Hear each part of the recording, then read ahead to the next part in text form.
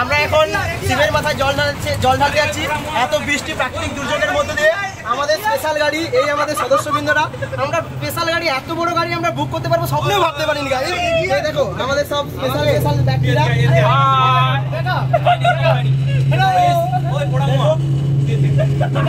আমাকে এবার ডাকছে, কিন্তু আমরা এটাকে ঘর বানিয়ে ফেলছিলাম, জানতাম না যে এটা গাড়ি না আমাদের ঘর।